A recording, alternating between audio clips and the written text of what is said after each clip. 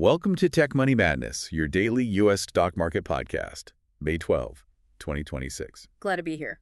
So today, we're looking at a market that is really suffering from a severe split personality. Yeah, that's definitely one way to put it. Right, because on one side of our sources today, we have skyrocketing tech ambitions. I mean, an AI hardware company asking for nearly $5 billion.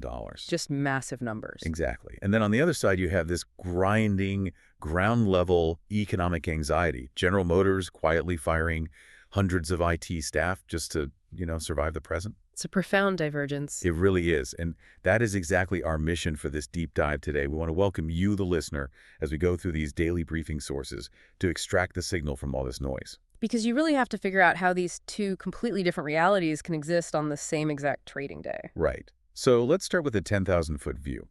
When you look at the major indexes right now, the U.S. markets feel like a coiled spring today. They do. There's this palpable friction in the order books. We're seeing mixed trends, varying degrees of movement across the U.S. benchmarks. But, the underlying current is undeniably defensive. Capital is hesitant. Exactly. But the really fascinating piece of data here is the geographical split. Because while Wall Street is visibly anxious, the Asia-Pacific markets are actually rising. Which is wild. Yeah, they are effectively shrugging off the massive geopolitical concerns that are just dominating Western trading desks right now. Which, that demands an immediate explanation, right? Why would global markets react so differently to the exact same geopolitical news cycle? Well, it really comes down to economic proximity. It's about how deeply a region's domestic consumer confidence is insulated from specific energy shocks. Okay, so it's about energy. Right. The briefing data isolates the primary catalyst for the U.S. market tension today, and it's energy volatility, specifically oil prices. They've been extending their games. Yeah, driven almost entirely by concerns over a prolonged Middle East conflict. And the sources are very specific about the catalyst for this latest jump, pointing to President Trump's recent comments regarding the U.S.-Iran ceasefire. Yeah, the commodity traders are aggressively pricing in that uncertainty. And just to pause here for a second, we need to be explicitly clear with you listening right now. Regardless of where anyone sits politically on the U.S.-Iran situation or the administration, we are not taking sides here. No, absolutely not. We are impartially reporting the briefing data. We're just looking at the math of how geopolitical rhetoric translates into commodity pricing. Right, and that math is completely unforgiving. How so? Well, when crude oil extends its gains, the macroeconomic fallout travels so fast. It goes from the international stage straight into the everyday economy. Yeah, the sources highlighted a glaring example of that today with the April home sales. Oh, they were incredibly disappointing. Barely moved, right. And this is supposed to be the start of the spring real estate season. Exactly. And people usually point to higher mortgage rates as the sole culprit for that stagnation. But it's not just rates. No, the data explicitly pairs those high rates with the overarching uncertainty over the war. Think about the psychology here. Signing a 30-year fixed mortgage is, the ultimate expression of economic confidence. Right. So when a consumer is watching geopolitical instability threaten global energy supplies, that confidence just evaporates. And you see that hesitation bleed instantly into the service sector, too. Oh, definitely. The briefing calls out high gas prices actively hurting the restaurant industry. Foot traffic dropped 2.3% in March compared to the same period last year. Which is a huge hit for that industry. It's massive. It's like oil prices act as an invisible, immediate tax on the consumer. That's a great way to put it. Right. When it goes up, discretionary spending like going out to a restaurant or buying a house, it takes an instant hit. And investors are actively calculating that damage today. They're trying to figure out how deep this drain on liquidity is going to bite.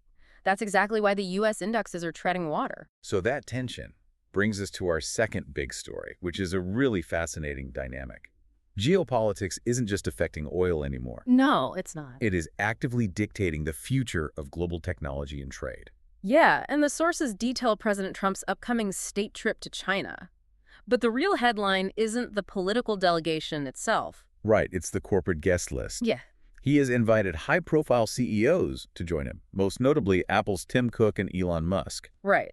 And the agenda for this trip covers three massive topics: trade, artificial intelligence, and geopolitics. And it makes sense why tech leaders are essential there, right? Absolutely. In the modern era, you cannot discuss AI supremacy or global trade without the executives who physically control the infrastructure. Right. Tim Cook has that massive consumer hardware supply chain linked to Chinese manufacturing. And Elon Musk represents the vanguard of EV and AI development.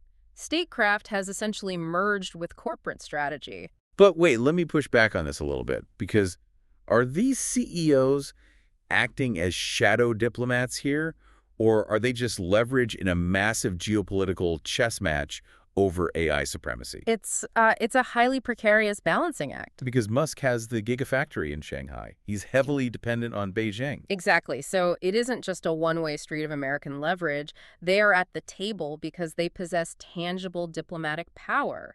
They control the data, the silicon, the manufacturing jobs. But they're vulnerable, too. Deeply vulnerable. If a new aggressive trade policy is drafted regarding AI, these are the executives who will see their market caps devastated. Wow. So their presence is a practical necessity for hashing out agreements. And mentioning Elon Musk and AI provides a pretty seamless pivot to our third story. Because the actual AI hardware battles are driving all these global stakes. Yeah, the real proxy war is playing out in the capital markets right now. Let's talk about the Cerebra's IPO. Okay, yeah. Cerebra's is stepping into the public markets with incredible aggression. The briefing notes, they're bumping up their IPO range. Right, they are looking to raise a massive $4.8 billion. Nearly $5 billion. Just staggering. It is. But to understand why investors might actually hand them that kind of capital, we have to contrast them with the incumbent. NVDA. Right. The sources reiterate that NVIDIA's GPUs maintain an absolute iron grip on the market. They are the central player in AI development. Yeah, their hardware is training almost all the major language models right now. So we often hear this analogy that NVIDIA is the ultimate supplier of pickaxes in a gold rush. I hear that every day. Right. So Cerebra's is basically a newcomer trying to forge a bigger, faster pickaxe right as the rush hits its absolute peak. That's a good way to look at it, because Cerebra is building what you could call a massive megacity chip. It's a single, huge piece of silicon. Wait, instead of linking a bunch of your small ones together like NVIDIA? Exactly. The memory and computing cores live right next to each other, so the data doesn't have to travel as far. And that physical architecture is exactly why they're asking for $4.8 billion. If they can prove this approach drastically reduces the time and energy to train an AI model, they become an existential threat to NVIDIA. But, the AI landscape isn't just an engineering battle. The sources also layer in some intense corporate drama today. Oh, yeah, the litigation in this space is just spiraling. Right, so Elon Musk has officially been named as a defendant in a lawsuit against OpenAI. And adding to that complexity, Microsoft's CEO publicly stated that Musk never raised concerns about Microsoft's investment in OpenAI. It's just constant server room drama. It really is. Which provides a perfect contrast to a company that prefers to control every single variable of the user experience. Apple. Yes, Apple. Let's transition from the AI infrastructure companies to the company trying to put AI directly onto your face. The data points today reinforce Apple's continued strong ecosystem and services growth. That remains a massive focal point for investors. They've built an incredibly sticky foundation. Right, highly predictable revenue streams. But the forward-looking catalyst here is Apple's expected entry into the AI smart glasses market. Yeah, that's the big play. So let me ask you this. Are smart glasses going to be the necessary iPhone moment for AI? Like the vehicle that takes it from a computer dashboard to an ambient, everyday reality for the listener? I really think so. An iPhone moment isn't about inventing new fundamental technology. It's about the interface. Making it natural. Exactly. Right now, to use AI, you have to stop, open an app, and type a prompt. Right, it's a transaction. Yes. Smart glasses transition that into ambient computing. It naturally assists you as you walk down the street. That's incredible to think about. It entirely changes the interface. Okay, so let's bring all these massive stories, the energy spikes, the AI drama, the smart glasses. Let's bring it back to the actual tape today. Let's do it. We're looking at the market movers and sector trends. Yeah. And I do need to explicitly mention a quick data availability note. Right, we don't have everything today. Correct. The exact lists of top gainers, losers, and most active stocks are unavailable in today's briefing.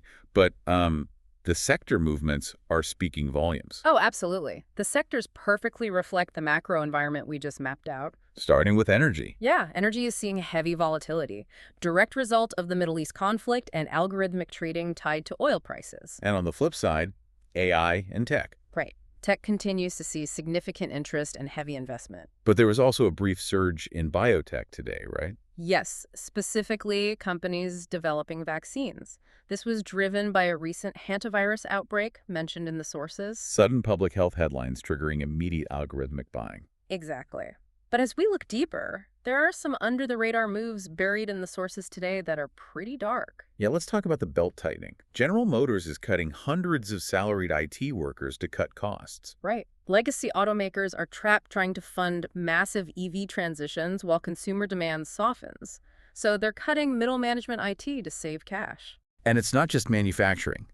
JP Morgan Chase has actively reined in a credit line to a troubled KKR private credit fund as losses mount. This is a huge signal. Private credit funds exploded during the zero interest rate era. Because everyone needed yield. Right. But now, with higher rates, the underlying mid-sized companies are struggling to make interest payments.